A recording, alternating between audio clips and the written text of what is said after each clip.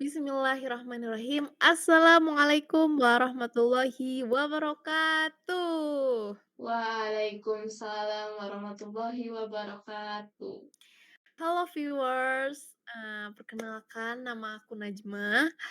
Di sini di video ini di podcast kali ini aku pengen ngobrol-ngobrol sama kalian, sekaligus aku juga mencari ilmu, menambah ilmu.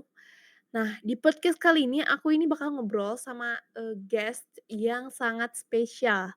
Dia ini sangat, apa ya, tertarik dan menyukai di bidang sistem operasi, oke?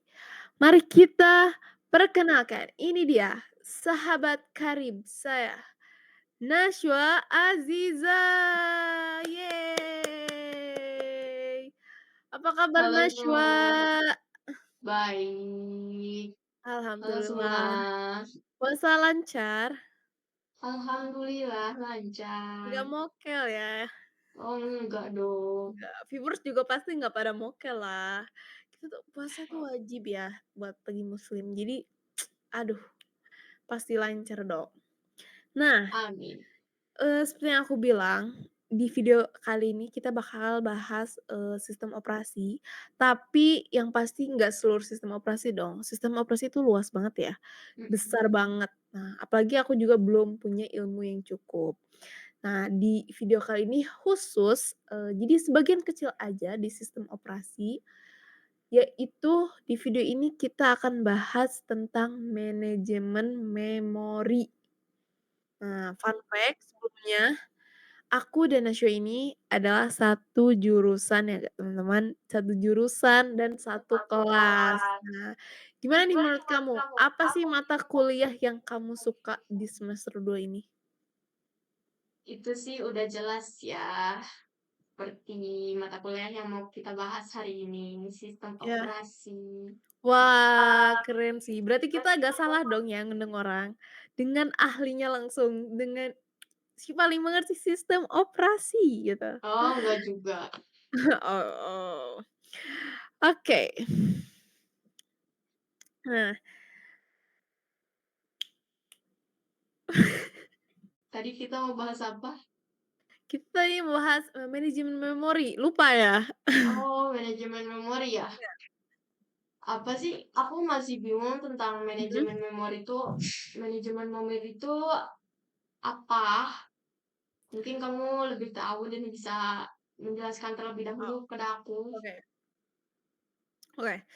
Jadi, manajemen memori itu proses, dalam sistem komputer yang bertujuan untuk mengatur penggunaan RAM.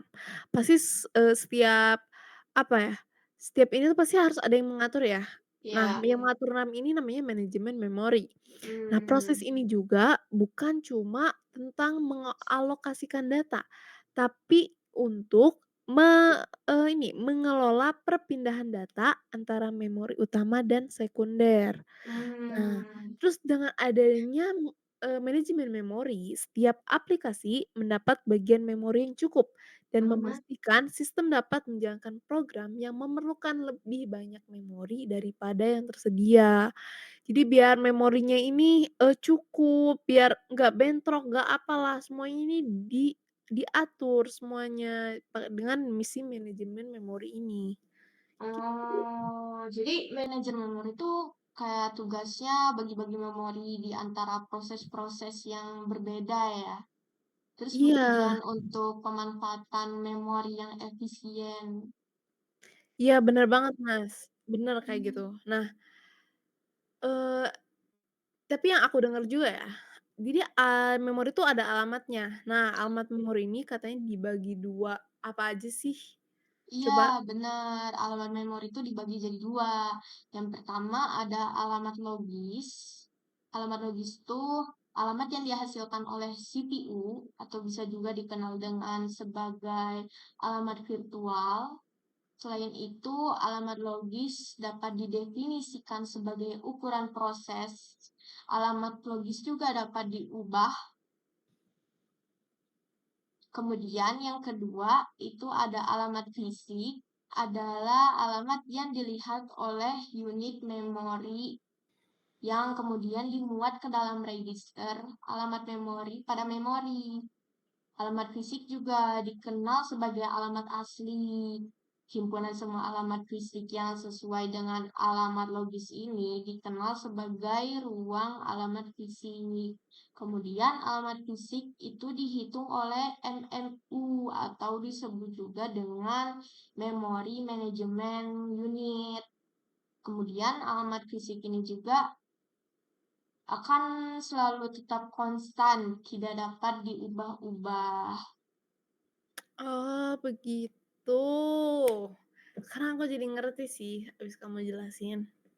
Nah, tapi ya, fungsi manajemen memori itu, buat mengelola berarti fungsi manajemen memori itu buat mengelola informasi yang dipakai dan sudah tidak terpakai, terus Mhm. mengalokasikan memori ke proses yang memerlukan, gitu bukan sih? Iya, apa yang kamu sebutin tadi itu udah benar, tapi masih kurang. Selain Wah, itu, apa tuh? manajemen memori itu berfungsi untuk mendealokasikan memori dari proses yang telah selesai dan mengelola swapping atau paging antara memori utama dan disk. Oh, gitu toh, makasih loh udah dikoreksi. Kalau enggak nih aku salah terus nih pemahaman aku. Makasih loh.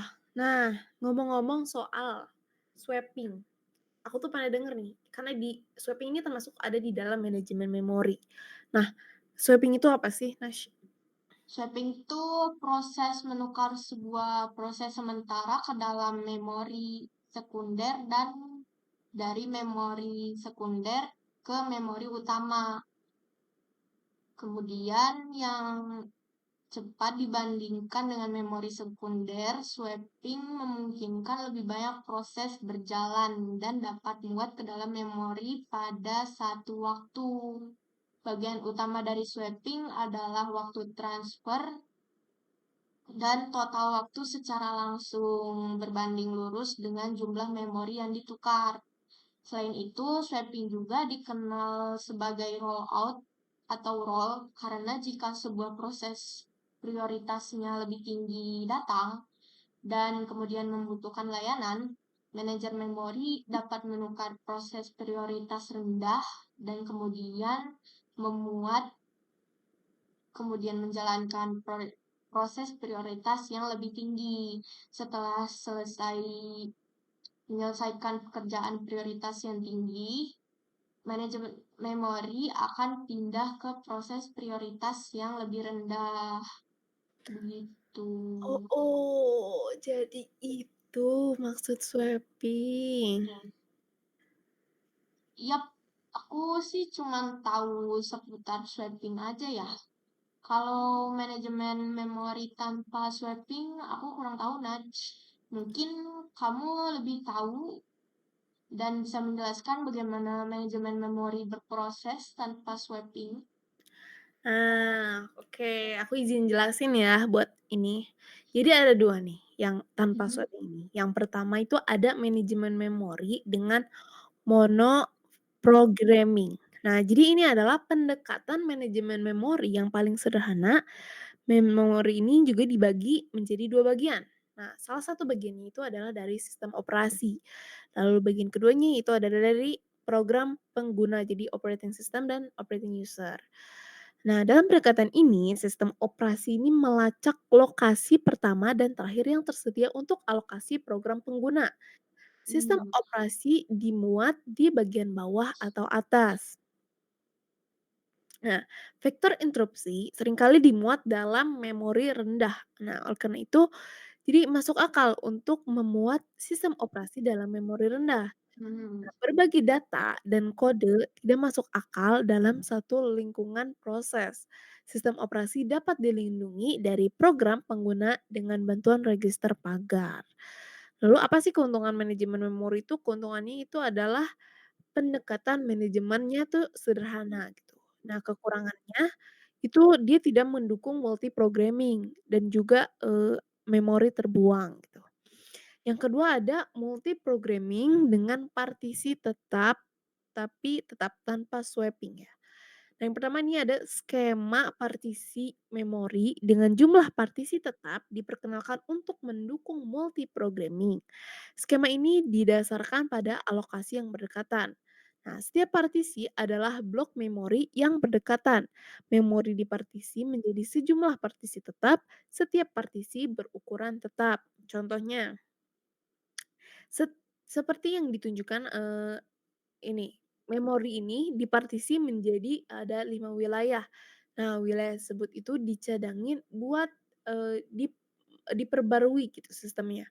Nah, terus 4 partisi lainnya itu untuk program pengguna, kayak gitu.